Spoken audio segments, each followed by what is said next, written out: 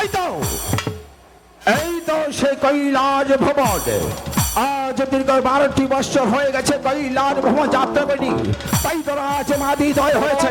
আমি আমার অর্থরমণী পার্বতীর কাছ থেকে যেমনি ভাবে হোক না কেন তার কাছে ছলনা করে আমার যেতে হবে কৈলাস ভ্রমণ যাত্রা করতে।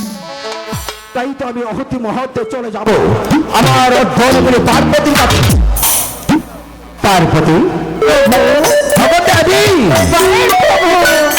তুমি কোথায়? আজ তোমাকে আমি একটি কথা বলবো। কি কথা বলবে?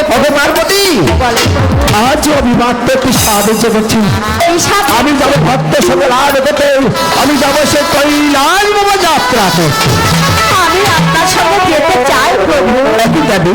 হ্যাঁ, তুমি হঠাৎ করে তুমি আমার সঙ্গে বড় সাজ জেগেছে তোমার আপনার সঙ্গে ওই কৈলাস ভবনে যেতে। ওগো দেবী, বলেন প্রভু। আমার সঙ্গে না গেলে কি হয় না? না, হয় না। ওগো দেবী, তুমি সত্যি আমার সঙ্গে ভক্ত সঙ্গে লাভ করতে যাবে কৈলাস ভবন? সত্যি বলছো প্রভু? হ্যাঁ গো পার্বতী, বলে। তবে যাবার পূর্বে তোমাকে একটি কথা মানতে হবে। একটি কেন, 1000 কথা বলে।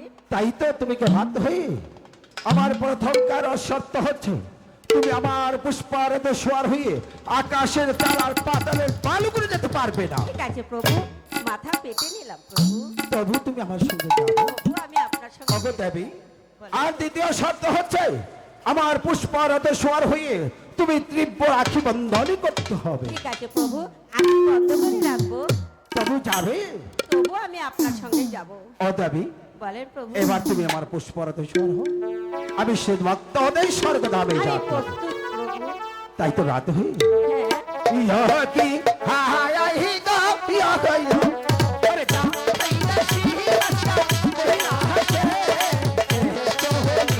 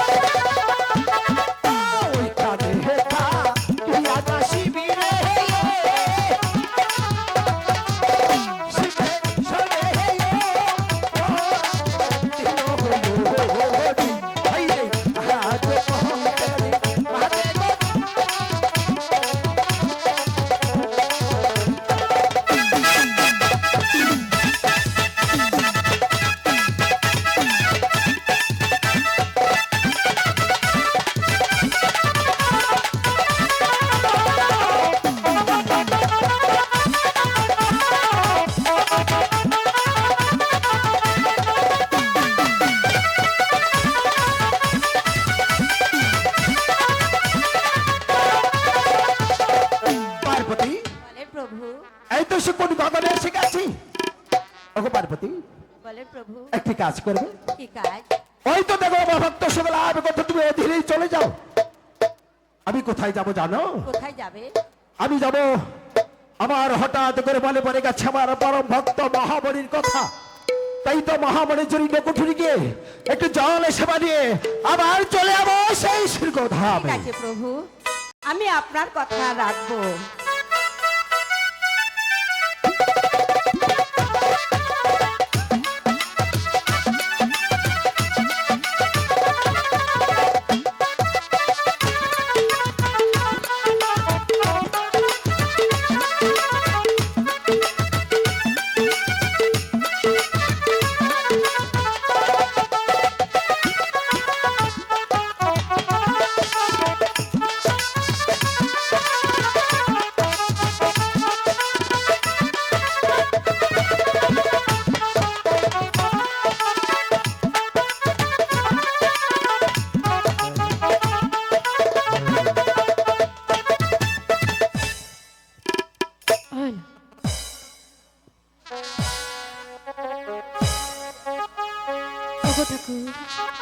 অনেকদিন হয় আমার প্রভুকে দেখি না।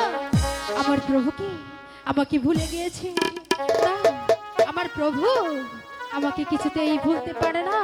এই ওগো বাচ্চা প্রভু, বাচ্চা, আপনি কেন আপনার ভক্তের সাড়া দিচ্ছেন না প্রভু? আমি আপনার ভক্ত এখানে বসে যে ডাকছি প্রভু, প্রভু কেন সাড়া দিচ্ছেন না প্রভু? ওই তো ভক্ত আমাকে আরাধনা করেছে, ভক্তের অভিবাদ একটি সারা দিতে হবে, না না না আমার ভক্তের মনোবাঞ্ছা পূর্ণ করতে আমি যাবো আবার সেই ভক্ত। না, আমার প্রভু যে আমার ডাকে সাড়া দিচ্ছে না। হাই গো কোথায় রইলে প্রাণে এরো গো প্রভু, প্রভু ডাকে দে এরো সাড়া, ওগো প্রভু কেন সাড়া দিচ্ছে না প্রভু? ভগবান সারা দিচ্ছে। ভুল করেছি। আমি তো রাখতে না, আমি শুনতে পেরেছি, আমি আসছি ভক্ত। হাই গো আমি ডাকি আপনার আরো গো প্রভু ডাকে এলো সারা, ওগো প্রভু এই দোষে আপনি সারা দিচ্ছেন না প্রভু, আপনি সারা দেন প্রভু।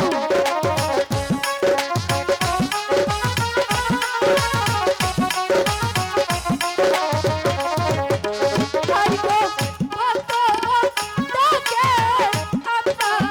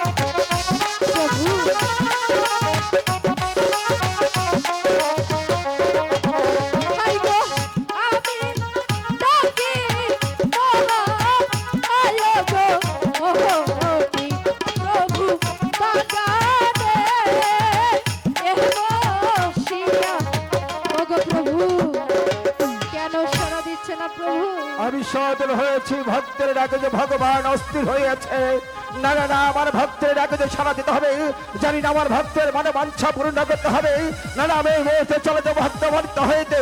এই তো আমি একটু মহামণিকে আর্তনাদ করে দেখি। প্রভু মহামণি, প্রভু মহামণি, আপনার আমার ভক্ত মহামণি, প্রভু মহামণি, আপনি এসেছেন প্রভু? ভক্ত দাঁড়ান প্রভু, আপনাকে আপনি একটি প্রণাম করে নেই প্রভু।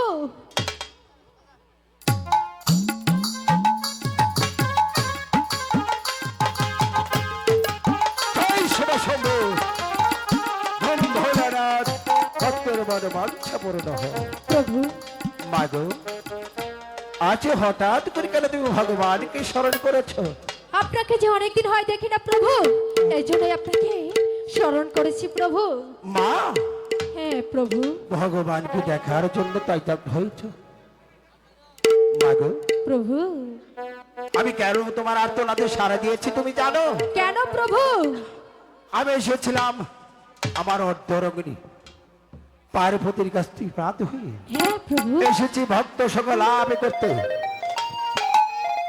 আচ্ছা প্রভু। আর হঠাৎ করে মনে পড়ে যায় তোমার কথা, তাই তো আমার পার্বতীর কাছ থেকে ছলনা করে তোমার কাছে এসেছি তোমার বাদ হয়ে। তোমার জীর্ণ কুঠি থেকে আমার একটু জল সেবা দেন। এ কি বলছেন প্রভু? হ্যাঁ গো মা। আপনি এসেছেন, হ্যাঁ। আমার ডাকে সাড়া দিয়েছেন, আর আমি আপনাকে জল দিব না? মা এ কি বলছেন প্রভু? তুমি আমাকে জল জল না দিলে আমি যে বড় পাপী হয়ে যাব প্রভু। মাগো, ঠিক আছে তাহলে প্রভু। শয্যা পেতে দাও, সেখানে বিশ্রাম নিয়ে জলে পিপাসা নিবারণ করে আমি চলে যাবো আবার মত্ত হতে স্বর্গধামে। ঠিক আছে প্রভু, আপনার জন্য আমি শয্যা পেতে দিচ্ছি। ঠিক আছে মা, দাও তুমি আমার শয্যা পেতে। প্রভু